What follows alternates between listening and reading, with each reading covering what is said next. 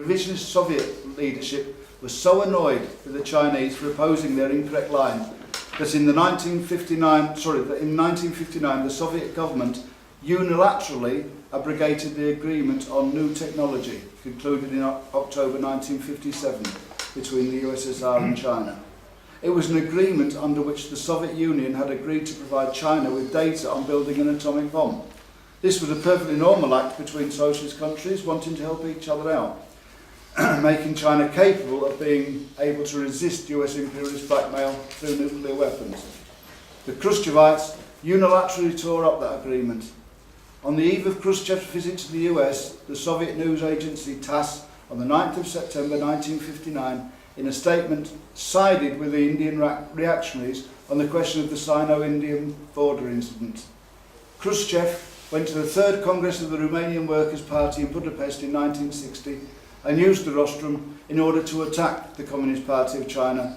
And in that attack, the Chinese are described again as madmen wanting to unleash nuclear war. They are accused of being pure nationalists. Why nationalists?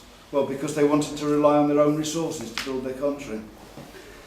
They were accused of being guilty of picking up the banner of imperialist monopoly capitalism. Remember, this is from Khrushchev. No abuse was spared as far as the Chinese were concerned. They were even accused of actually employing Trotskyist ways against the Soviet Union. Following that Congress, in July of the same year, the Soviet government recalled all the Soviet experts in China within a month. Not only was no nuclear cooperation stopped, but all other projects were left unfinished. In violation of the agreements reached between the Communist and Workers' parties in those meetings mentioned earlier in 1957 and 1960, Khrushchev, in December 1960, signed a statement where he brazenly described Yugoslavia as a socialist country. One of the things that the previous statement had agreed, or previous statements had agreed, was that Yugoslavia was not a socialist country. But Khrushchev publicly went against that. The crimes against socialism by the Titoites could fill a book, and there's no time to go into them here. But it's sufficient to say that even among the parties who supported the Khrushchevite line, this declaration of Khrushchev portraying Yugoslavia as socialist was certainly stretching credulity. Between 1956 and October 1961, Khrushchevites were still not sure of their position. They were still not sure of how consolidated their position was. They were still paying lip service to the concern of other parties. By the time of the 22nd Congress in October 1961, they had become strong enough. At that Congress, their whole revisionist ideology was strengthened, reformulated and systematized in every way possible, following massive purges within the party of potential opposition, of Marxist-Leninists from any responsible offices.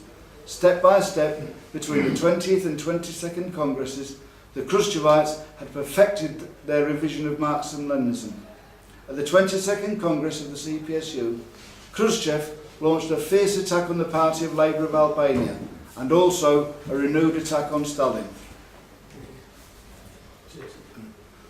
All of this was in order to jettison the declaration and the statement and pursue a systematically revisionist line.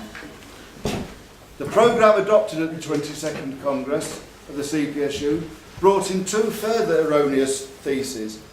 On top of the state of the whole people and the party of the whole people and Khrushchev's version of peaceful coexistence, they now also stated that it was perfectly possible to achieve socialism by parliamentary peaceful means, and there was no need for any struggle. The idea was that the Soviet Union had become so strong that imperialists would not dare to interfere with other people's revolutions. So all you had to do was elect a majority of members to Parliament and they could usher in socialism. Instead of Marxism-Leninism, the ideology from now on from the revisionists was bourgeois humanism. Their slogans became the slogans of the one-time revolutionary bourgeoisie: liberty, equality, fraternity, instead of the ideals of communism. In order to monopolise nuclear weapons in the hands of the then existing powers, i.e. USA, USSR, Britain and France, those powers said they would sign a nuclear non-proliferation treaty, it's a hard one to come out with, is that, in 1962. The Chinese were literally given 24 hours notice that the Soviet Union was going to sign. The idea was to prevent any other country, and let's face it, the only other country at that time likely to acquire weapons was China, from having nuclear weapons and thus be able to resist nuclear blackmail by US imperialism. The Khrushchevites, for all their toadying, all their abandonment of socialist principles, got nowhere with their attempts at cooperation with the US imperialism. Like the old Chinese saying, the drooping flowers pine for love, but the heartless brook carries on. No matter how much the Khrushchevite revisionists tried to cozy up to US imperialism made more and more demands. So Khrushchev, being an idiot, alternated between adventurism and capitulation. In order to put pressure on the US, he sent Soviet missiles to Cuba. American surveillance found out they were there, excuse me, and so installed quarantine around Cuba and threatened war. Khrushchev at the last minute blinked and withdrew the missiles. One of two things. Either the missiles should not have gone to Cuba, or once they were there, they should not have been withdrawn. The Soviet Union showed itself open to bullying. The quarantine around Cuba remains to this day, and all the USSR ever got from it was a treaty to move some missiles from Turkey to be trained on the Soviet Union from another vantage point. As the world communist movement was brought to its knees, with so many shameful deeds being done in the name of communism, the very same Khrushchev who denounced Stalin for the personality cult built up his own personality cult. So it was not uncommon in the Soviet Union to describe him as the organiser of the Red Army, even though at the time of the organisation of the Red Army, Khrushchev was nobody. It was not uncommon to describe him as the architect of the victory in the war against fascism, when everybody knows that his role in the Second World War was, yes, he was an important official in the Communist Party. He'd been on many fronts, but he was certainly not the architect of that victory. He was even described in the Soviet Union as the father of Russian rocketry and its rocket science, and was called the Cosmic Father. Well, everybody knows, or anybody with any intelligence knows, that all this was built through industrialisation and collectivisation under the leadership of Stalin. Although Stalin did not live to see Gagarin's flight into space, nevertheless, the whole wherewithal was built during his time and under his direction.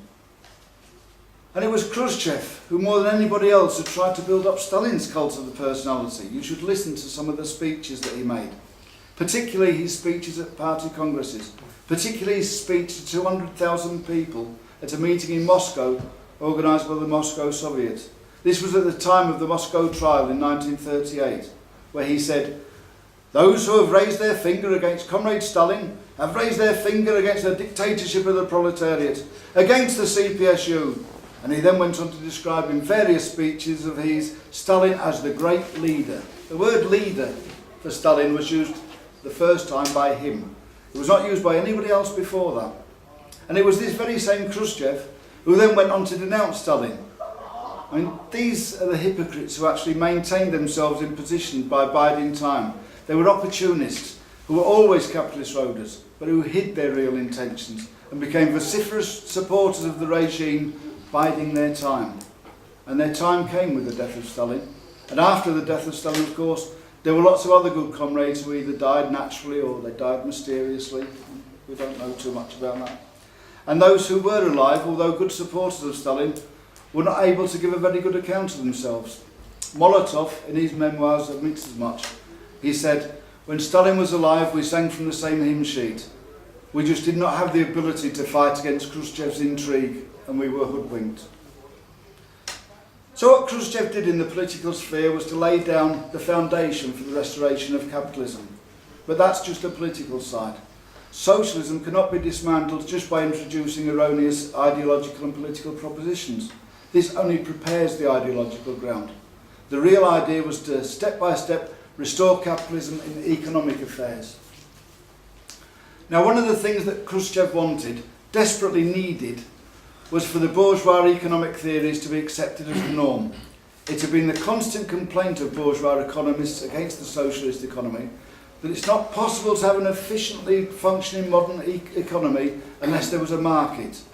That only the market can make rational economic calculations, what the prices of various goods should be and their services. And only capitalism and entrepreneurial activity provides people with the incentive to carry on that production. If there's